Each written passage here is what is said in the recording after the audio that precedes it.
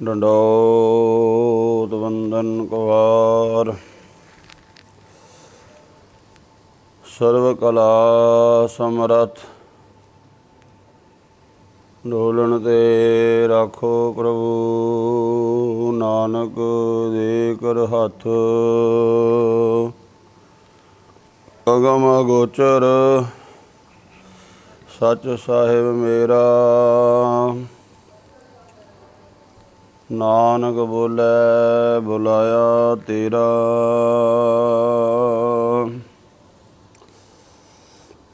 Jeeta JIO ਪਿੰਡ ਸਭ ਤੇਰਾ, ਤੂੰ ਅੰਤਰਜਾਮੀ ਪੁਰਖ ਭਗਵਾਨ। ਦਾਸਨ ਦਾਸ ਕਹੈ ਜਨ ਨਾਨਕ, ਜਿਹਾ ਤੂੰ ਕਰਾਏ ਤਿਹਾ ਹੂੰ ਕਰੀ ਵਖਿਆਨ। ਸਤਿਨਾਮ ਸ੍ਰੀ ਵਾਹਿਗੁਰੂ ਸਾਹਿਬ ਜੀ। ਸ਼ਲੋਕ ਮਹੱਲਾ ਪਹਿਲਾ। ਦੁਖ ਦਾਰੂ ਸੁਖ ਰੋਗ ਭਇਆ, ਜਾਂ ਸੁਖ ਤਾਪ ਨ ਹੋਈ। ਤੂੰ ਕਰਤਾ ਕਰਨਾ ਮੈਂ ਨਾਹੀ, ਜਾਹੋ ਕਰੀ ਨ ਹੋਈ। ਬਲਿਹਾਰੀ ਕੁਦਰਤ ਵਸਿਆ, ਤੇਰਾ ਅੰਤ ਨਾ ਜਾਈ। ਲਖਿਆ ਰਹਾਉ ਜਾਤ ਮੈਂ ਜੋਤ, ਜੋਤ ਮੈਂ ਜਾਤਾ। ਅਕਲ ਕਲਾ ਭਰਪੂਰ ਰਹਿਆ, ਤੂੰ ਸੱਚਾ ਸਾਹਿਬ ਸੇ ਸਵਾਲਿਓ। ਜਿਨ ਕੀਤੀ ਸੋ ਕਾਰ ਪਿਆ, ਕਹੋ ਨਾਨਕ ਕਰਤੇ ਕੀਆਂ ਬਾਤਾਂ। ਜੋ ਕੁਛ ਕਰਨਾ ਸੋ ਕਰ ਰਹਿਆ, ਤੂੰ ਸੱਚਾ ਸਾਹਿਬ ਸਿਫਤ ਸਵਾਲਿਓ। ਜਿਨ ਕੀਤੀ ਸੋ ਕਾਰ ਪਿਆ, ਕਹੋ ਨਾਨਕ ਕਰਤੇ ਕੀਆਂ ਬਾਤਾਂ। ਜੋ ਕੁਛ ਕਰਨਾ ਸੋ ਕਰ ਰਹਿਆ। ਵਾਹਿਗੁਰੂ ਜੀ ਕਾ ਖਾਲਸਾ, ਵਾਹਿਗੁਰੂ ਜੀ ਕੀ ਫਤਿਹ। ਗੁਰੂ ਰੂਪ ਸਾਧ ਸੰਗਤ ਜੀਓ, ਇਸ ਪਾਵਨ ਸਥਾਨ 'ਤੇ ਗੁਰਬਾਣੀ ਦੀ ਜੋ ਲੜੀਵਾਰ ਕਥਾ ਚੱਲ ਰਹੀ ਹੈ, ਇਸ ਦੇ ਤਹਿਤ ਆਸਾ ਕੀ ਵਾਰ ਦੀ 12ਵੀਂ ਪੌੜੀ ਦੇ ਨਾਲ ਜੋ ਪਾਵਨ ਸ਼ਲੋਕ ਹਨ, ਉਹਨਾਂ ਵਿੱਚੋਂ ਪਹਿਲੇ ਸ਼ਲੋਕ ਦਾ ਪਾਠ ਆਪ ਜੀ ਨੇ ਸਰਵਣ ਕੀਤਾ ਹੈ। ਇਹਨਾਂ ਪਾਵਨ ਅੰਮ੍ਰਿਤ ਬਚਨਾਂ ਦੇ ਕੁਝ ਵਿਚਾਰ ਆਪ ਜੀ ਨੇ ਕੱਲ੍ਹ ਵੀ ਸਰਵਣ ਕੀਤੀ ਸੀ। ਸਹਿਬ ਸੱਚੇ ਪਾਤਸ਼ਾਹ ਧੰਨ ਗੁਰੂ ਨਾਨਕ ਦੇਵ ਜੀ ਮਹਾਰਾਜ ਇਹਨਾਂ ਪਾਵਨ ਅੰਮ੍ਰਿਤ ਬਚਨਾਂ ਦੁਆਰਾ ਜੋ ਉਪਦੇਸ਼ ਬਖਸ਼ਿਸ਼ ਕਰ ਰਹੇ ਹਨ, ਸੰਸਾਰ ਦੇ ਅੰਦਰ ਆਪਾਂ ਵੇਖੀਏ ਜਿੰਨੀ ਵੀ ਖੋਜ ਹੋਈ ਹੈ, ਉਹ ਖੋਜ ਸੁੱਖ ਕਰਕੇ ਨਹੀਂ ਹੋਈ, ਦੁੱਖ ਦੇ ਕਾਰਨ ਹੋਈ ਹੈ। ਜਦੋਂ ਜਦੋਂ ਮਨੁੱਖ ਦੁਖੀ ਹੋਇਆ ਹੈ ਕਿਸੇ ਚੀਜ਼ ਤੋਂ, ਤਾਂ ਇਹਨੇ ਆਪਣੇ ਜੀਵਨ ਦੇ ਵਿੱਚ ਉਸ ਦੁੱਖ ਤੋਂ ਬਚਣ ਵਾਸਤੇ, ਉਸ ਰੋਗ ਤੋਂ ਬਿਪਤਾ ਤੋਂ ਬਚਣ ਵਾਸਤੇ ਖੋਜ ਕੀਤੀ ਹੈ। ਕੱਲ੍ਹ ਵੀ ਬੇਨਤੀ ਕੀਤੀ ਸੀ ਕਿ ਪਹਿਲਾਂ ਆਪਾਂ ਵੇਖਦੇ ਹਾਂ, ਲੋਕ ਪੈਦਲ ਚੱਲਿਆ ਕਰਦੇ ਸੀ ਅਤੇ ਗਰਮੀ ਦੇ ਵਿੱਚ ਬੜਾ ਦੁਖੀ ਹੋਣਾ। ਫਿਰ ਜਦੋਂ ਮੀਂਹ ਬਰਸਾਤ ਹੋ ਜਾਣਾ, ਉਦੋਂ ਵੀ ਗਲੀਆਂ ਵਿੱਚ ਚਿੱਕੜ ਹੋਣਾ, ਬੜਾ ਤੁਰਨਾ ਔਖਾ ਹੋਣਾ। ਅਤੇ ਮਨੁੱਖ ਨੇ ਖੋਜ ਕੀਤੀ ਗੱਡਿਆਂ ਦੀ, ਰੇਹੜਿਆਂ ਦੀ, ਰੱਥਾਂ ਦੀ। ਅੱਜ ਮਨੁੱਖ ਹਵਾਈ ਜਹਾਜ਼ ਦੀ ਸੈਰ ਕਰ ਰਿਹਾ ਹੈ। ਇਸੇ ਤਰ੍ਹਾਂ ਮਨੁੱਖ ਨੇ ਜਦੋਂ ਵੇਖਿਆ ਕਿ ਜਿਹੜੇ ਰਸਤੇ ਕੱਚੇ ਨੇ ਉਹ ਦੁਖੀ ਕਰਦੇ ਨੇ, ਉਹਨਾਂ ਰਸਤਿਆਂ ਨੂੰ ਉਹ ਰੋਡ पक्के कर दिते गए। अज मनुख सुख नाल चलता है उस रस्ते ते, भावें मीह होवे भावें गर्मी होवे कुछ भी होवे। ਤਾਂ इस तरह जदों जदों भी दुखी होया उस दुख नूं महसूस किया, उहदे तों फिर खोज ने जन्म लिया है। कोई भी खोज है दुनिया विच तो पातशाह फरमान करते ने, दुख दारू सुख रोग पिया। सुख दे विच अक्सर मनुख रोगी हो जाता है, उहदा कारण मनुख आलसी हो जाता है। जदों इहदे कोल बहुत पदार्थ होण बहुत पैसा होवे, कहते चलो छड्डो परां की काम करना है। पर जदों गरीबी है, दलिद्रता है, दुख है, फिर उहदे तों बचण वास्ते ये यतनशील रहिंदा है। तो पातशाह कहंदे इस तरह जिवें दुनियावी तौर ते जिहड़ा है इस तरह दा दुख वो मनुख नूं सुख की खोज करन वास्ते प्रेरित करता है। इस तरह गुरमुखो जो अध्यात्मक तौर ते मनुख नूं दुखी है, अंदरों चिंतातर है, जो कल भी बेनती की सी, सतगुरु पातशाह जी 4 प्रकार का दुख बाणी विच दसदे ने। एक विछोड़ा, एक दुख भूख, एक दुख सगत वार जमदूत, एक दुख रोग लगे तन धाए, वैद न भोले दारू लाए। रब नालों विछोड़ा पिया है, ये दुख किसी नूं महसूस हो जावे फिर ये खोज करेगा। फिर जो साडे इंद्रियां नूं भुख लगी है, अखी वेग न रजियां बो रंग तमाशे, उस्तत निंदा कन सुन रोवण ते हासे। ये भुख बड़ी माड़ी है, जिहड़ी शरीर की भुख इन्नी माड़ी नहीं है। शरीर की भुख आपां नूं किन्नी क लगदी, आपां वध तों वध 4 प्रसादे खा लांगे, 5 खा लांगे। कोई ज़्यादा ही है तो 10 छक लेगा, इदों वध अगे नहीं जा सकता। शरीर की भुख सीमित है, पर जिहड़ी ये इंद्रियां की भुख है इहदी कोई सीमा नहीं है। जिहड़ी मन की भुख है इहदी कोई सीमा नहीं। आपां वेखदे हां ना, बच्चे अजकल मोबाइल वेखदे ने, वो सारा दिन ही वेखी जाणगे। अखां की भुख ऐसी है, मनुख नाटक वेखण लग पिया, मनुख तमाशा कोई वेखण लग पिया, इन्हां अखां नाल वेखी जांदा है। रोटी खाण बैठे किन्ना कुछ रोटी खा लेगा, वध तो वध अद्धा घंटा बैठ के रोटी खा लेगा, उस तो बाद आखेगा नहीं बस हुण मैं रोटी होर नहीं खा सकदा। भावें किन्ने वधिया उहदे अगे होर पकवान लिया के रख दो, हथ जोड़ देगा नहीं होर नहीं। पर मनुख दियां अखां ये दुनिया के रंग तमाशे जूं सवेर दा वेखण लगा सारा दिन वेखी जांदा है, सारी सारी रात वेखी जाता है। कन सुनी जाते ने, रसना बोली जाती है। इस तरह ये जी मन सारे इंद्र जिन्ने हैं इन्हां दी जी भुख है, अखी देखना रजियां बो रंग तमाशे, उस्तत निंदा कन सुन रोवण ते हासे, साधी जीवना रजिया कर भोग विलासे। महाराज सच्चे पातशाह जी कहते इस तरह जमा का दुख, मौत का दुख, फिर शरीर नूं कोई भारी रोग लग गया है, तो ये 4 प्रकार के दुख दसे ने। एक विछोड़ा, एक दुख भूख, एक दुख सख्त वार जमदूत, एक दुख रोग लगे तन तो धाए, वैद न भोले दारू लाए। महाराज कहते जदों मनुख दुखी हुंदा है तो फिर ये कोई ना कोई खोज करता है। संसारिक लोगों ने भी खोज की है, ते रब दे प्यारियां ने भी खोज की। संसार वालियां ने जिहड़ी खोज की, क्योंकि संसार अधूरा है, किन्नियां भी दवाइयां खोज लईआं फिर भी ठीक नहीं होया।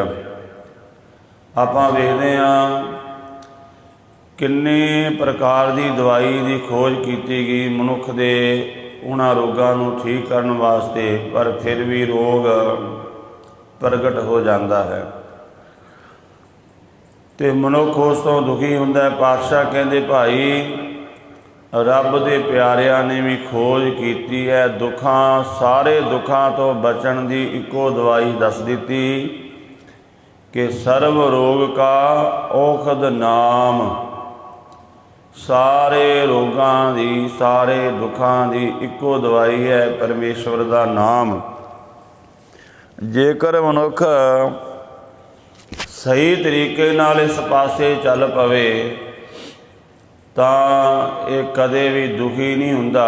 ਹਾਲਾਂਕਿ ਦੁੱਖ ਰੋਗ ਗੁਰਮੁਖਾਂ ਦੇ ਜੀਵਨ ਵਿੱਚ ਵੀ ਆਉਂਦੇ ਨੇ, ਪਰ ਕਿਉਂਕਿ ਉਹਨਾਂ ਦਾ ਮਨ ਐਸੀ ਚੜ੍ਹਦੀ ਕਲਾ ਵਿੱਚ ਹੁੰਦਾ ਹੈ, ਉਹਨਾਂ ਨੂੰ ਉਹ ਦੁੱਖ ਇੰਨਾ ਮਹਿਸੂਸ ਨਹੀਂ ਹੁੰਦਾ, ਦੁਖੀ ਨਹੀਂ ਕਰਦਾ।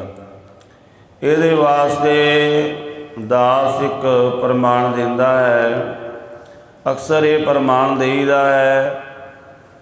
ਜਿਵੇਂ ਇੱਕ ਮਨੁੱਖ ਗਰੀਬ ਹੈ, ਬਹੁਤ ਗਰੀਬੀ ਉਹਦੇ ਘਰ ਦੇ ਵਿੱਚ, ਉਹਦਾ ਘਰ ਵੀ ਰਹਿਣ ਵਾਲਾ ਟੁੱਟਾ ਹੋਇਆ, ਕੱਪੜੇ ਵੀ ਪਾਟੇ, ਬਹੁਤ ਬੁਰੀ ਹਾਲਤ ਹੈ, ਰੋਟੀ ਵੀ ਰੱਜ ਕੇ ਨਹੀਂ ਮਿਲਦੀ।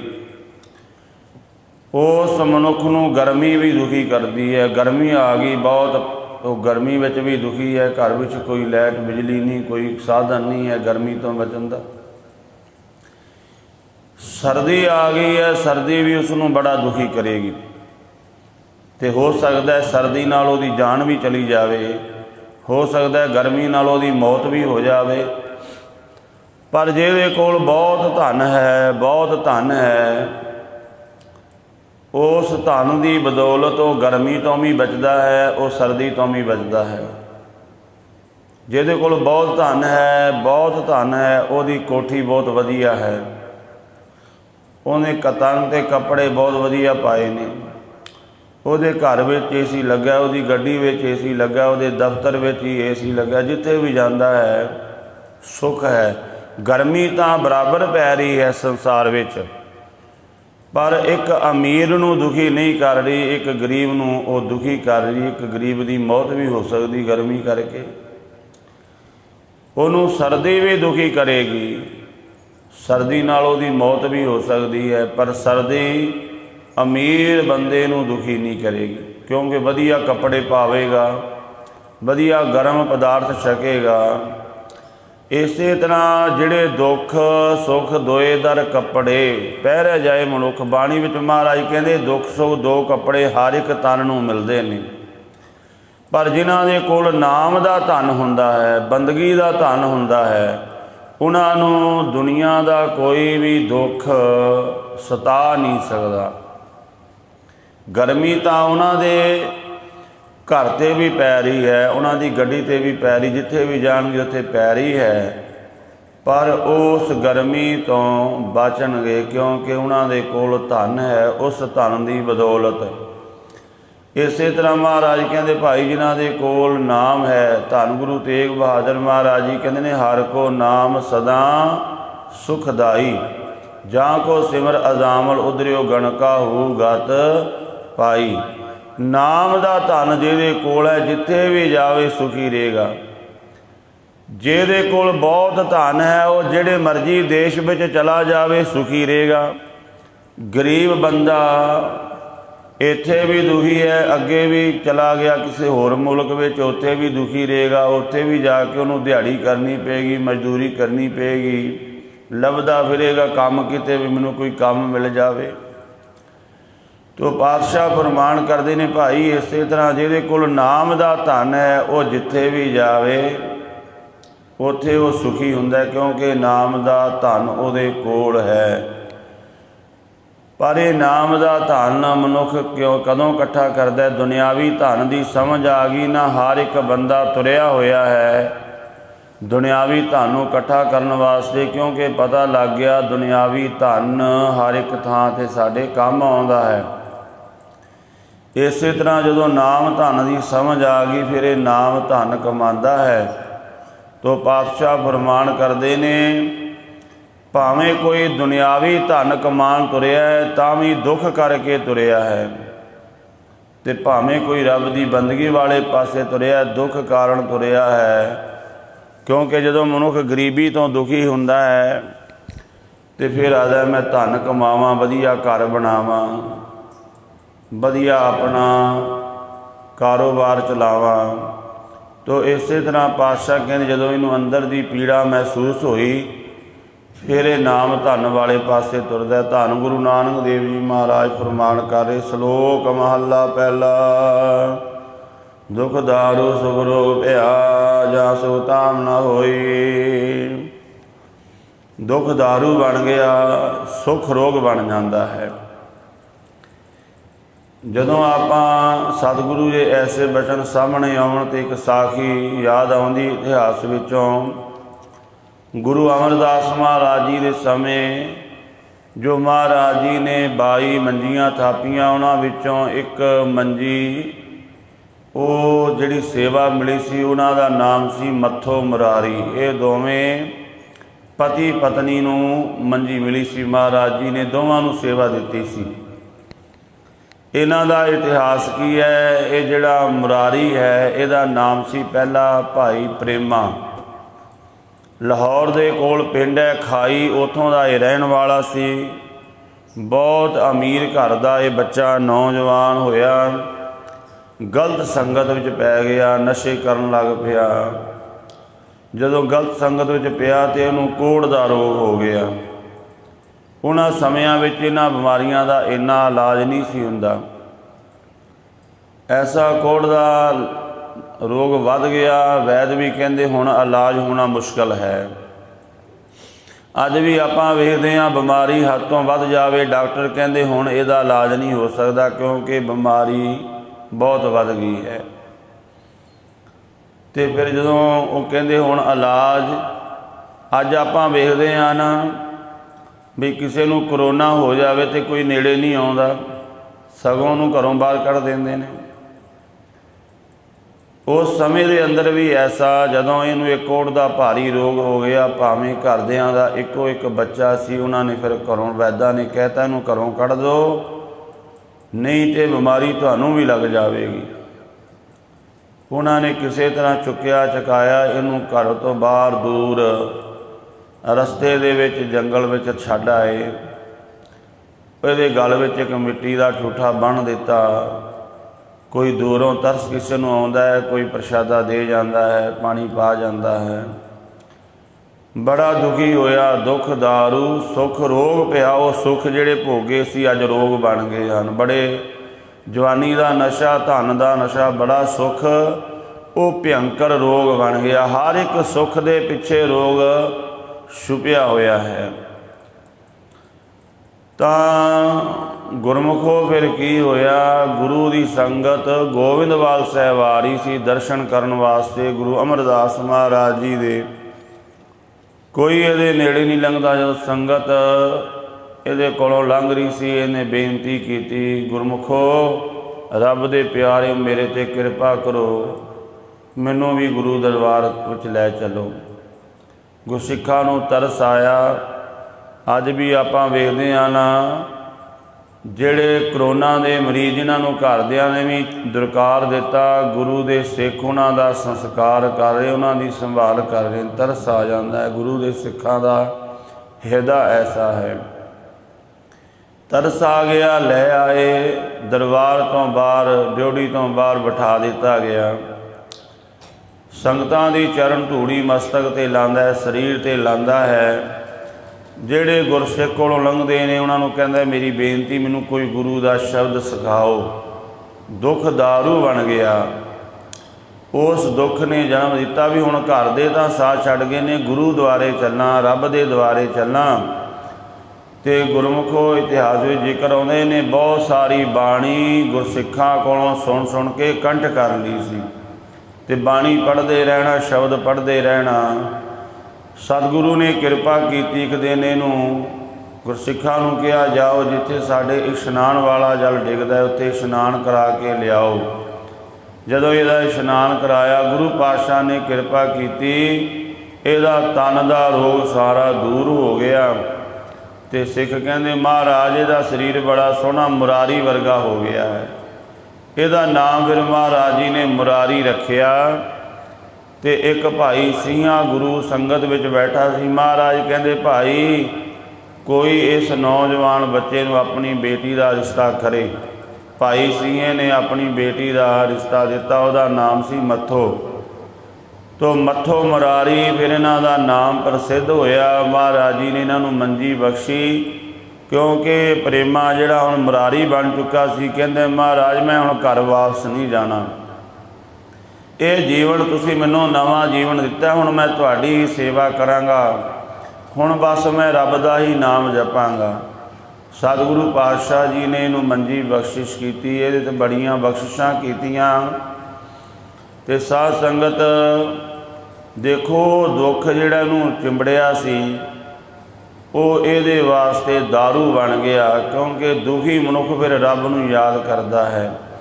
ਇਸੇ ਤਰ੍ਹਾਂ ਲਾਹੌਰ ਦੇ ਇਲਾਕੇ ਦੇ ਵਿੱਚ ਜਿਹੜਾ ਦਪਾਲਪੁਰ ਦਾ ਇਲਾਕਾ ਹੈ, ਉੱਥੇ ਨੂਰਾ ਕੌੜੀ ਜਿਹੜਾ ਸੀ, ਜਿੱਥੇ ਗੁਰੂ ਨਾਨਕ ਦੇਵ ਜੀ ਮਹਾਰਾਜ ਗਏ ਅਤੇ ਉੱਥੇ ਮਹਾਰਾਜ ਜੀ ਨੇ ਸ਼ਬਦ ਉਚਾਰਨ ਕੀਤਾ ਸੀ, ਜਿਉ ਤਪਤ ਹੈ ਬਾਰੋ ਬਾਰ, ਤਪ ਤਪ ਖਪੈ ਬਹੁਤ ਬੇਕਾਰ, ਜੈ ਤਨ ਬਾਣੀ ਵਿਸਰ ਜਾਏ, ਜਿਉਂ ਪੱਕਾ ਰੋਗੀ ਵਿਲ ਲਾਏ।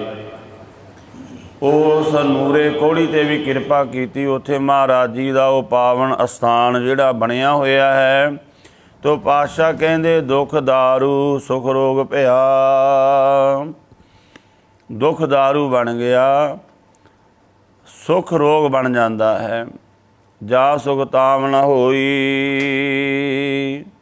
ਮਹਾਰਾਜ ਕਹਿੰਦੇ, ਜਦੋਂ ਅੰਦਰ ਦਾ ਸੁੱਖ ਮਿਲ ਗਿਆ ਨਾ, ਫਿਰ ਬਾਹਰਲੇ ਸੁੱਖ ਦੀ ਇੱਛਾ ਨਹੀਂ ਰਹਿ ਜਾਂਦੀ, ਬਾਹਰ ਦੇ ਸੁੱਖ ਦੀ ਤਮਾ ਹੀ ਨਹੀਂ ਰਹਿ ਜਾਂਦੀ। ਜਦੋਂ ਗੁਰਮੁਖ, ਜਦੋਂ ਕੋਈ ਬਾਣੀ ਨਾਲ ਜੁੜ ਗਿਆ, ਅੰਦਰੋਂ ਨਾਮ ਨਾਲ ਜੁੜ ਗਿਆ, ਉਹਨੂੰ ਫਿਰ ਦੁਨੀਆ ਦੇ ਵਿਸ਼ੇ ਵਿਕਾਰਾਂ ਦਾ ਸੁੱਖ, ਇਹਦੀ ਇੱਛਾ ਨਹੀਂ ਰਹਿੰਦੀ। ਨਾ ਦੁਨੀਆ ਦੇ ਰੰਗ ਤਮਾਸ਼ੇ ਵੇਖਣ ਦੀ, ਨਾ ਦੁਨੀਆ ਦੇ ਹੋਰ ਕੋਈ ਰੰਗ ਭੋਗਣ ਦੀ। ਬਸ ਉਹਦੇ ਅੰਦਰ ਕੇਵਲ ਬੰਦਗੀ ਦੀ ਭੁੱਖ ਹੁੰਦੀ। ਤੂੰ ਕਰਤਾ ਕਰਨਾ ਮੈਂ ਨਾਹੀ, ਜਾਹੋ ਕਰੀ ਨਾ ਹੋਈ। ਮਨੁੱਖ ਸੁੱਖਾਂ ਦੇ ਵਿੱਚ ਗਰਕ ਕਿਉਂ ਜਾਂਦਾ? ਕਿਉਂਕਿ ਆਪਣੇ ਆਪ ਨੂੰ ਕਰਤਾ ਮੰਨ ਲੈਂਦਾ ਵੀ ਮੈਂ ਕਰਤਾ ਹਾਂ, ਮੈਂ ਇਹ ਕੁਝ ਹਾਂ, ਮੈਂ ਰਾਜਾ ਹਾਂ, ਮੈਂ ਮੰਤਰੀ ਹਾਂ, ਮੇਰੇ ਕੋਲ ਇਹ ਕੁਝ ਹੈ। ਪਰ ਜਦੋਂ ਅੰਦਰ ਦੀ ਸੋਝੀ ਹੋ ਗਈ, ਫਿਰ ਕਹਿੰਦਾ, ਵਾਹਿਗੁਰੂ ਤੂੰ ਕਰਤਾ ਕਰਨਾ ਮੈਂ ਨਾਹੀ, ਸਾਰਾ ਕੁਝ ਕਰਨ ਵਾਲਾ ਤੂੰ, ਮੈਂ ਤਾਂ ਕੁਝ ਵੀ ਨਹੀਂ। ਅਸਲ ਵਿੱਚ ਮਨੁੱਖ ਦੀ ਹਉਮੈ ਇਹਨੂੰ ਰੱਬ ਤੋਂ ਦੂਰ ਕਰਦੀ ਹੈ ਅਤੇ ਫਿਰ ਸੁੱਖਾਂ ਵਿੱਚ ਗਰਕ ਜਾਂਦਾ ਹੈ। ਪਾਤਸ਼ਾਹ ਕਹਿੰਦੇ, ਜਦੋਂ ਰੱਬ ਨਾਲ ਜੁੜ ਗਿਆ, ਫਿਰ ਕਹਿੰਦਾ, ਵਾਹਿਗੁਰੂ ਮੈਂ ਕੁਝ ਨਹੀਂ ਕਰ ਸਕਦਾ, ਕਿਉਂਕਿ ਮੇਰੇ ਕੋਲ ਤਾਂ ਕੋਈ ਪਾਵਰ ਹੈ ਹੀ ਨਹੀਂ। ਇਸ ਕਰਕੇ ਤੂੰ ਕਰਤਾ ਕਰਨਾ ਮੈਂ ਨਾਹੀ, ਜਾਂ ਕਰੀ ਨਾ ਹੋਈ। ਜਿੱਥੇ ਮੈਂ ਕੁਝ ਕਰਨਾ ਚਾਹਾਂ ਉੱਥੇ ਕੁਝ ਵੀ ਨਹੀਂ ਹੋ ਸਕਦਾ, ਕਿਉਂਕਿ ਪਤਾ ਲੱਗ ਜਾਂਦਾ ਸਾਰੀ ਬਲ, ਸਾਰੀ ਪਾਵਰ ਉਸ ਵਾਹਿਗੁਰੂ ਦੀ ਕੰਮ ਕਰ ਰਹੀ ਹੈ। ਬਲਿਹਾਰੀ ਕੁਦਰਤ ਵਸਿਆ, ਤੇਰਾ ਅੰਤ ਨਾ ਜਾਈ ਲਖਿਆ। ਤੇਰੇ ਤੋਂ ਬਲਿਹਾਰ ਜਾਈਏ, ਤੂੰ ਆਪਣੀ ਕੁਦਰਤ ਵਿੱਚ ਵਸਿਆ ਹੋਇਆ, ਕਿਤੇ ਬਾਹਰ ਨਹੀਂ ਹੈ। ਹੇ ਵਾਹਿਗੁਰੂ, ਤੇਰਾ ਅੰਤ ਨਹੀਂ ਜਾਣਿਆ ਜਾ ਸਕਦਾ। ਤੂੰ ਕੁਝ ਦਾ ਕੁਝ ਕਰਕੇ ਵਿਖਾ ਦਿੰਦਾ ਹੈ। ਜੋ ਮਨੁੱਖ ਅੱਤ ਦਾ ਹੰਕਾਰੀ ਹੁੰਦਾ, ਉਹਨੂੰ ਇਹ ਨਹੀਂ ਹੁੰਦਾ ਕਿ ਮੇਰੇ ਨਾਲ ਵੀ ਇਹ ਕੁਝ ਹੋ ਜਾਵੇਗਾ, ਪਰ ਵਾਹਿਗੁਰੂ ਕਲਾ ਵਰਤਾ ਦਿੰਦਾ ਹੈ। ਬਾਣੀ ਵਿੱਚ ਬਚਨ ਆਉਂਦੇ ਨੇ, ਭੇਖਾਰੀ ਤੇ ਰਾਜ ਕਰਾਵੇ, ਰਾਜਾ ਤੇ ਭੇਖਾਰੀ, ਖਲ ਮੂਰਖ ਤੇ ਪੰਡਤ ਕਰਵੋ, ਪੰਡਤ ਤੇ ਮੁਗਧਾਰੀ। ਉਸ ਵਾਹਿਗੁਰੂ ਦੀ ਕਲਾ ਦਾ ਕੋਈ ਪਤਾ ਨਹੀਂ। ਹੈ ਵਾਹਿਗੁਰੂ, ਤੇਰਾ ਅੰਤ ਨਾ ਜਾਈ ਲਖਿਆ, ਤੇਰਾ ਅੰਤ ਨਹੀਂ ਕੋਈ ਜਾਣ ਸਕਦਾ ਵੀ ਤੂੰ ਕੀ ਕੁਝ ਕਰ ਸਕਦਾ, ਕਰ ਦਿੰਦਾ ਹੈ। ਰਹਾਉ ਜਾਤ ਮੈਂ ਜੋਤ, ਜੋਤ ਮੈਂ ਜਾਤਾ, ਅਗਲ ਕਲਾ ਭਰਪੂਰ ਰਿਹਾ। ਵਿਸ਼ਰਾਮ ਦੇ ਕੇ ਮਹਾਰਾਜ ਕਹਿੰਦੇ ਨੇ, ਹੇ ਵਾਹਿਗੁਰੂ, ਜਾਤ ਮੈਂ ਜੋਤ, ਜੋਤ ਮੈਂ ਜਾਤਾ। ਜਾਤ ਜਿੰਨੇ ਵੀ ਇਹ ਸਾਰੇ ਸਰੀਰ ਆਕਾਰ ਜੋ ਕੁਝ ਵੀ ਹੈ, ਸਾਰਿਆਂ ਵਿੱਚ ਹੀ ਤੇਰੀ ਜੋਤ ਹੈ। ਸਾਰਿਆਂ ਵਿੱਚ ਤੂੰ ਪਰਿਪੂਰਨ ਹੋ ਕੇ ਵਰਤ ਰਿਹਾ ਹੈ। ਔਰ ਤੇਰੀ ਜਿਹੜੀ ਬੇਅੰਤ ਸ਼ਕਤੀ, ਜਿਹੜੀਆਂ ਕਲਾ ਤੇਰੀਆਂ ਹਨ, ਉਹ ਗਿਣੀਆਂ ਨਹੀਂ ਜਾ ਸਕਦੀਆਂ। ਤੂੰ ਸਰਵ ਕਲਾ ਭਰਪੂਰ ਹੈ ਔਰ ਸਾਰੀ ਕਾਇਨਾਤ ਦੇ ਵਿੱਚ ਭਰਪੂਰ ਹੋ ਕੇ ਤੂੰ ਵਰਤ ਰਿਹਾ ਹੈ। ਤੂੰ ਸੱਚਾ ਸਾਹਿਬ ਸਿਵ ਸਵਾਲਿਓ, ਨਿਰ ਕੀਤੀ ਸੋ ਪਾਰ ਪਿਆ। ਤੂੰ ਸੱਚਾ ਮਾਲਕ ਹੈ, ਤੇਰੀ ਸਿਫਤ ਸਵਾਲਿਓ, ਤੇਰੀ ਵਡਿਆਈ ਬੜੀ ਸੁੰਦਰ ਹੈ। ਜਿਹਨੇ ਵੀ ਵਾਹਿਗੁਰੂ ਦੀ ਵਡਿਆਈ ਕੀਤੀ ਹੈ ਉਹ ਪਾਰ ਹੋ ਗਿਆ, ਭਵਸਾਗਰ ਤੋਂ ਪਾਰ ਹੋ ਗਿਆ, ਦੁੱਖਾਂ ਤੋਂ ਪਾਰ ਹੋ ਗਿਆ, ਬੰਧਨਾਂ ਤੋਂ ਪਾਰ ਹੋ ਗਿਆ। ਕਿਉਂਕਿ ਵਾਹਿਗੁਰੂ ਆਪਣੇ ਸਿਮਰਨ ਦੇ ਵਿੱਚ ਹੀ ਉਹ ਵਾਹਿਗੁਰੂ ਦੀ ਕਲਾ ਸਾਰੀ ਵਰਤਦੀ ਹੈ। ਹਰ ਸਿਮਰਨ ਮੈਂ ਆਪ ਨਿਰੰਕਾਰਾ। ਜਿੱਥੇ ਵਾਹਿਗੁਰੂ ਦਾ ਸਿਮਰਨ ਆ ਗਿਆ ਉੱਥੇ ਵਾਹਿਗੁਰੂ ਆਪ ਆ ਜਾਂਦਾ ਹੈ। ਤਾਂ ਹੀ ਤੇ ਮਹਾਰਾਜ ਕਹਿੰਦੇ ਭਾਈ ਨਾਮ ਜਪਿਆ ਕਰੋ, ਸਿਮਰਨ ਕਰਿਆ ਕਰੋ। ਤੇ ਜਿਨ੍ਹਾਂ ਨੇ ਵਾਹਿਗੁਰੂ ਦਾ ਨਾਮ ਜਪਿਆ, ਸਿਮਰਨ ਕੀਤਾ, ਵਾਹਿਗੁਰੂ ਦੀ ਸਿਫਤ ਕਿੰਨੀ ਸੁੰਦਰ ਹੈ, ਵਾਹਿਗੁਰੂ ਦੀ ਵਡਿਆਈ। ਜਿਹਨੇ ਵੀ ਵਾਹਿਗੁਰੂ ਦੀ ਵਡਿਆਈ ਕੀਤੀ ਭਵਸਾਗਰ ਤੋਂ ਪਾਰ ਹੋ ਗਿਆ। ਕਹੋ ਨਾਨਕ ਕਰਤੇ ਕੀਆਂ ਬਾਤਾਂ, ਜੋ ਕੁਛ ਕਰਨਾ ਸੋ ਕਰ ਰਿਹਾ। ਮਹਾਰਾਜ ਕਹਿੰਦੇ ਉਸ ਵਾਹਿਗੁਰੂ ਦੀਆਂ ਬਾਤਾਂ, ਉਹਦੀਆਂ ਗੱਲਾਂ ਕੀ ਬਿਆਨ ਕਰੀਏ। ਜੋ ਕੁਛ ਕਰਨਾ ਸੋ ਕਰ ਰਿਹਾ, ਜੋ ਕੁਝ ਉਹ ਕਰਨਾ ਚਾਹੁੰਦਾ ਉਹ ਕਰ ਰਿਹਾ। ਉਹ ਕਿਸੇ ਨੂੰ ਪੁੱਛਦਾ ਨਹੀਂ। ਉਹ ਬੀਓ ਪੂਛ ਨਾ ਮਸਲਤ ਧਰੈ, ਜੋ ਕੁਛ ਕਰੈ ਸੋ ਆਪੈ ਕਰੈ। ਉਸ ਵਾਹਿਗੁਰੂ ਦੀਆਂ ਬਾਤਾਂ ਕਿਆ ਹਨ, ਬੇਅੰਤ ਹਨ। ਜਿਵੇਂ ਆਪਾਂ ਕਹਿੰਦੇ ਹਨ ਵੀ ਵਾਹ ਕਿਆ ਬਾਤ ਹੈ। ਉਸ ਵਾਹਿਗੁਰੂ ਪਰਮਾਤਮਾ ਦੀ ਵੀ ਕਿਆ ਗੱਲ ਹੈ ਕਿ ਉਹ ਵੇਖੋ ਜੋ ਕੁਝ ਕਰਨਾ ਕਰ ਰਿਹਾ ਹੈ। ਉਹ ਕਿਸੇ ਦੇ ਬੰਧਨ ਵਿੱਚ ਨਹੀਂ ਬੱਝਾ ਹੋਇਆ, ਸਰਵ ਕਲਾ ਸਮਰੱਥ ਹੈ। ਉਹਦੀਆਂ ਬਾਤਾਂ ਅਗੰਮੀ ਹਨ। ਇਸ ਤਰ੍ਹਾਂ ਸਾਹਿਬ ਸੱਚੇ ਪਾਤਸ਼ਾਹ ਧੰਨ ਗੁਰੂ ਨਾਨਕ ਦੇਵ ਜੀ ਮਹਾਰਾਜ ਪਾਵਨ ਸ਼ਬਦ ਦੇ ਦੁਆਰਾ ਉਪਦੇਸ਼ ਬਖਸ਼ਿਆ ਹੈ। ਸਤਿਗੁਰੂ ਜੀ ਦੀ ਅਗਾਧ ਬੋਧ ਬਾਣੀ ਦੀਆਂ ਵਿਚਾਰਾਂ ਕਰਦਿਆਂ ਹੋਈਆਂ ਭੁੱਲਾਂ ਦੀ ਖਿਮਾ। ਵਾਹਿਗੁਰੂ ਵਾਹਿਗੁਰੂ ਵਾਹਿਗੁਰੂ ਵਾਹਿਗੁਰੂ ਵਾਹਿਗੁਰੂ ਵਾਹਿਗੁਰੂ ਵਾਹਿਗੁਰੂ ਵਾਹਿਗੁਰੂ ਵਾਹਿਗੁਰੂ ਵਾਹਿਗੁਰੂ ਵਾਹਿਗੁਰੂ ਵਾਹਿਗੁਰੂ। ਵਾਹਿਗੁਰੂ ਜੀ ਕਾ ਖਾਲਸਾ, ਵਾਹਿਗੁਰੂ ਜੀ ਕੀ ਫਤਿਹ।